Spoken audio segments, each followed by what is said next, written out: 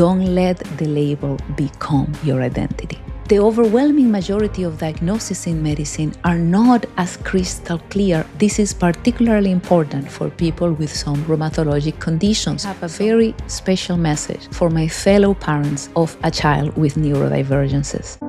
Welcome to Body, Mind, and Spirit. I'm your host, Dr. Diely Pichardo-Johansson. Medicine is not an exact science. Medicine should not even be called a science, it's more an art. The overwhelming majority of diagnoses in medicine are not as crystal clear as cancer is. Therefore, educate yourself. How subjective is this diagnosis? Is this something crystal clear on a biopsy, or is this something the doctor is guessing? To explain what I'm talking about, I need to share something I don't usually share, something I have experienced in my personal life.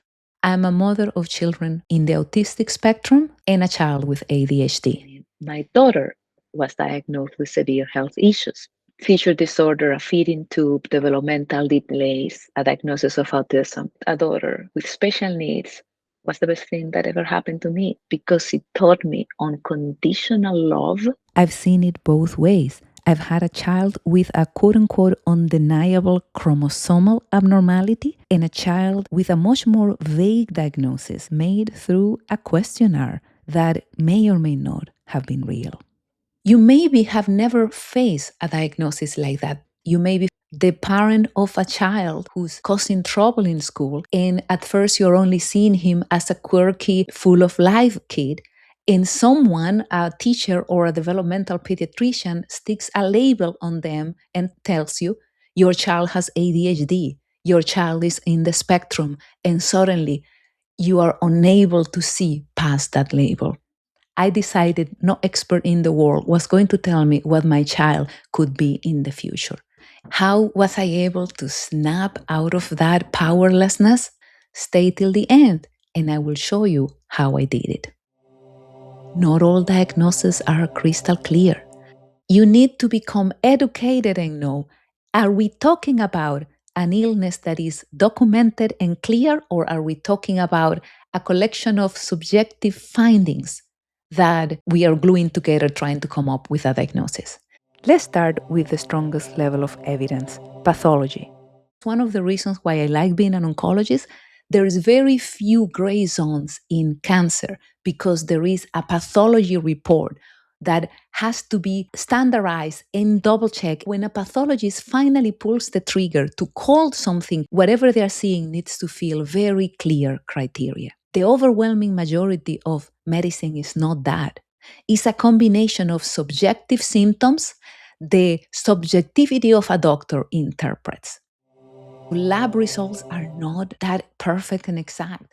Trust me, I've seen it all. I worked in a basic science lab when I was a fellow, and I'm telling you, all those machines we use for laboratory testing are incredibly finicky. Even a bad hair day can affect your results, let alone the observer effect of quantum physics and the subjectivity of what you want to find. I know by my years in oncology that many radiologists are very lousy.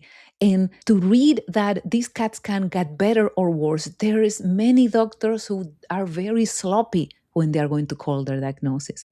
And there's a big danger here, which is the danger of subjectivity. That's why medical science is based on blinding, randomization, and control. Randomized control trials, bias is unavoidable.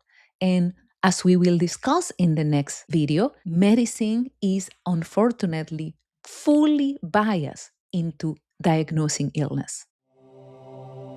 Also, know the difference between a condition that's permanent and a condition that's transient. Is this something temporary, like a white coat syndrome raising my blood pressure, or am I really being labeled as hypertensive? This is particularly important for people with some rheumatologic conditions. Some of them are very clearly diagnosed, like Crohn's disease, when there are some illnesses that are labeled as autoimmune, when we don't even know if it's a transient condition. Which brings me back to a questionnaire, the lowest level of evidence. It's very dangerous when a developmental pediatrician is running a test, a very subjective questionnaire, and trying to stick on your child a label of neurodivergence. First of all, use your label intelligently. I did not try to deny my children's labels, but I used them to get them the services they needed: speech therapy, occupational therapy, physical therapy. And I gave them the benefit of the doubt. I decided no expert in the world was going to tell me what my child could be in the future. I refused to see their uniqueness as something to be medicalized. That is the difference between using a label to be empowered versus allowing a label to steal your power away. Conclusions: defend your identity as a healthy person. Know that not all diagnoses are real. Some of them are subjective. Know the difference between a pathological confirmed diagnosis and something subjective that may or may not be real. Know the difference between a condition that's permanent and a condition that's transient. Use the label for your purposes. Don't let the label become your identity. And here I have a very special message for my fellow parents of a child with neurodivergences. A pie, yellow, in the middle. I encourage every parent to remember that our number one role is to be the mirror for that child that reminds them of a higher version of themselves that they can become. You are the person to tell your child, you are different than others because everybody is different. Learn to work with your weaknesses and your strengths. Know yourself so you can plan your day. And I am holding you accountable for more than this. I know you are better and bigger than what you are giving me right now.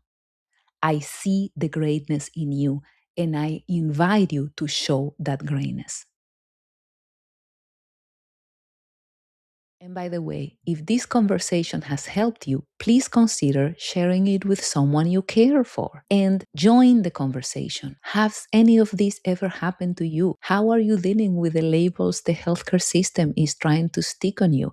Tell me what other topics you would like me to discuss in the future, and consider subscribing so you can be notified as we continue tackling this question. Well, it sounds simple. Don't let the diagnosis become your identity. But what happens when we are fighting against a system that seems to be rewarded for finding more and more what's wrong with us? Have you ever wondered why your doctors, every time you see them, seem to find more diagnoses for you, more things that are wrong? It's not an excess of care. It's a system that is biased to reward illness. In the next video, we'll talk about that.